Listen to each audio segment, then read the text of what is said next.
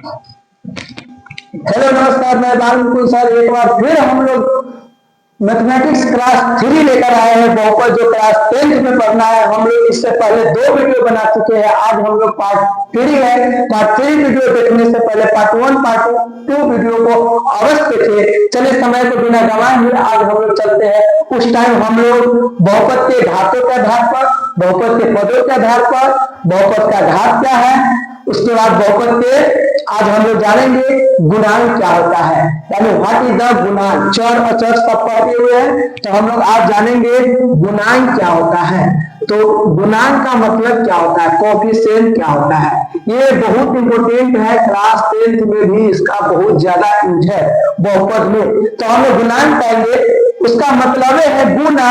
तो कहेंगे किसी बहुपद के, या सीधे कहेंगे किसी चर के आगे जो गुना के रूप में रहता है उसी को हम लोग गुणांक कहते हैं, यानी कोएफिशिएंट कहते हैं। क्या कहेंगे, किसी चर में गुना के रूप में आगे जो रहता है उसी को तो गुणांक कहते हैं। अर्थात किसी चर में गुना के रूप में जो आगे रहता है उसे गुणांक कहते हैं। जैसे 1x में आगे 1 है, 2x में आगे 2 है, 3x में आगे 3 है। उसी प्रकार से डिफिनेशन बनाएंगे, किसी चर में गुना के रूप में जो आगे रहता है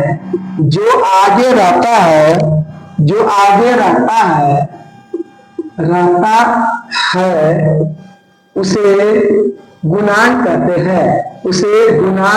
हैं। क्या कहते हैं, उसे गुणांक कहते हैं।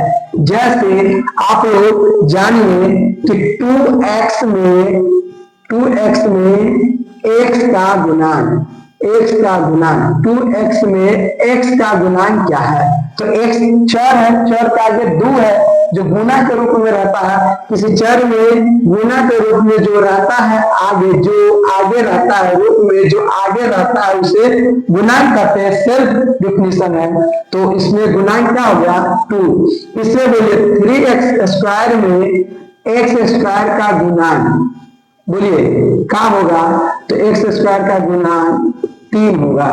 चलिए इसमें बोलिए 3 के x में, बहुत इंपॉर्टेंट है, x का गुणांक। कौन बोलेगा, जवाब दीजिए जल्दी। चलिए क्या है, बहुत अच्छा, इसका होगा 3k। ये जो गुणांक है वो 3k। अच्छा एक और क्वेश्चन आप लोग जवाब, 3ab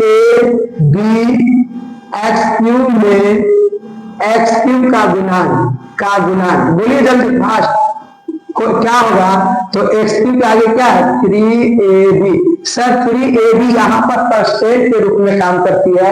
किसी एक चर को मानना पड़ता है, यहाँ x चर में है या y चर में या ab। तो यहाँ पर जो इंडिकेट किया हुआ है ab यहाँ पर कांस्टेंट है, x³ ओरिजिनल चर है। तो हम लोग जान गए गुणांक क्या है। चलिए एक क्वेश्चन आप लोग से और पूछेंगे, इसको जल्दी लिख दिए। चलिए इसको लिखने के बाद एक एग्जांपल और बदलते हैं कि आप लोग बताइए, बहुत इंपॉर्टेंट है कि -2x में x का गुणांक क्या होगा। बोलिए क्या होगा गुणांक, जवाब दीजिए जल्दी। -2, 3 माइनस में रहेगा तो -3, ये रहेगा तो -3a, ये रहेगा तो -3ab। इसको लिखिए, जल्दी लिखिए, बहुत इंपॉर्टेंट है। आज हम लोग एक्सरसाइज पे चले आएंगे अगर ये जानकारी होगी तो। चलिए इसको समझ गए आप लोग। चलिए तो हम लोग बिना समय गंवाए हुए फिर आगे के टॉपिक पर चलते हैं। गुणांक के बारे में जान गए, चलिए तो अब आप लोग जानिए शून्य के बारे में। हम लोग पिछला बार पढ़े हुए थे और हम लोग जानेंगे गुणांक के बाद। आप लोग बताइए ax², मान लीजिए यहाँ पर रहेगा 9x² + 2x + c बराबर 0 में a, यहाँ पर जो है x² का गुणांक क्या है, x² का गुणांक, बोलिए x² का गुणांक क्या है। x² का गुणांक 9 है।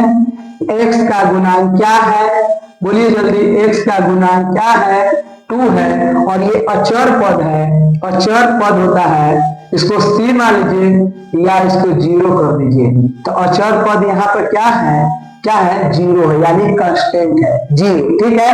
यानी कि यहाँ पर एक्स स्क्वायर का गुणन 9, एक्स का गुणन x 0। चलिए इसी पर इसको नोट कीजिए। चलिए एक क्वेश्चन और देते हैं, 9x स्क्वायर माइनस 2x में एक्स स्क्वायर का गुणांक क्या है, ये 9 है, बतलाइए। तो इसका गुणांक क्या है, तो एक्स स्क्वायर का गुणांक क्या है, -9, एक्स का गुणांक है -2 और अचर पद यहाँ क्या है, +9। ये जान गए। चलिए तो अब इस पर हम लोग क्वेश्चन बनाएंगे। चलिए अब देखिए आप लोग क्या है, जैसे आपको कह देगा कि यहाँ पर ax² plus bx plus c जो है ये क्या है, ये c जो है कोई द्विघात बहुपद का व्यापक रूप है, जो हम लोग प्रीवियस वीडियो में देखे हुए हैं। तो इस व्यापक रूप जो है, व्यापक रूप, इसमें आप लोग हमें बतलाइए ये है। तो इसके कंपेयर में अगर हम 3x², मान लीजिए अभी नहीं समझाएंगे, इतना के, मान लीजिए इतना के क्वेश्चन लिख देते स्टार देके, ax² plus bx plus c के कोई दो शून्य क्या हो, कोई दो शून्य क्या हो। सुनिए सर, इससे पहले हम लोग को जानकारी होना चाहिए। जैसे आपको कह देगा कि 9x² प्लस 2x प्लस 9 से इसको कंपेयर कीजिए, 9x² प्लस 2x प्लस 9 से कंपेयर कीजिए। तो हेयर आप लोग बताइए, छोटा छोटा रूप से चलते थे, 0 से हीरो बनेंगे। तो यहाँ पर a बराबर क्या हो गया, a के सामने x² का गुणांक है a, तो यहाँ पर x² का गुणांक क्या है, 9, तो 9। यहाँ पर x का गुणांक क्या है, b, यहाँ पर x का गुणांक 2, यानी b बराबर क्या होगा, 2। यहाँ पर c है, तो यहाँ पर भी 9 है अचर पर, ये जान गए। चलिए इसी पर एक क्वेश्चन और बताइए, ये रहेगा और ये रहेगा, तो आप लोग जवाब दीजिए। a बराबर क्या होगा, तो a बराबर यहाँ पर क्या, x² के आगे क्या है, a है, तो a प्लस, तो यहाँ